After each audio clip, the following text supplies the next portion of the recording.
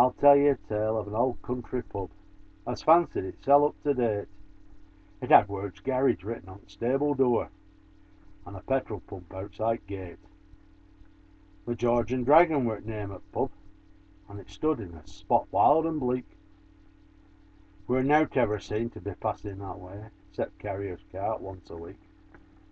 Carrier's cart were a sturdy old Ford, and its driver were known as Old Joe, and he passed pub each week, but he'd ne'er been in. Its name he didn't even know.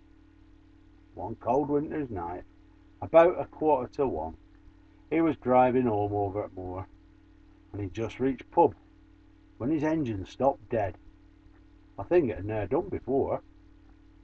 He lifted bonnet and fiddled around, and he gave her a bit of a crank. When he looked at his petrol, he found what were wrong. There weren't a drop in tank. He had 8 mile to go, and 'twere starting to rain, and he thought he'd be there for night, till he saw the word garage written on the stable door, and he said, "Lizzie lass, we're all right." He went up to the pub and hammered on the door, till a voice above said, "Hello." It were publican's wife. She said, "Now what's to do?" "I've run out of petrol," said Joe. She said, "Who are you?" He said, "Carrier Joe." "Oh, so that's who it is," she replied. "You've been passing this door now close on 10 years, and never once stepped foot inside. A nice time of night to come knocking folk up," she continued. "Away with your truck, and best get your petrol where you buy your beer. You only come here when you're stuck."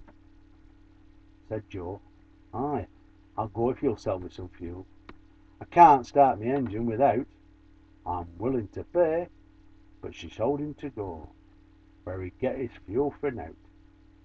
"Come, come, lass," said Joe, conciliatory like. "Let bygones be bygones, and when I come round next time I'll look in." She said, "Oh, well, your petrol can wait till then." With these few remarks the old girl took her head and slammed window in his face. He took a look round, and for the first time he noticed the name of the place.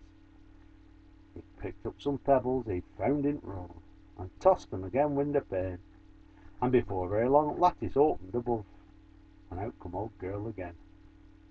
"What do you want?" she inquired.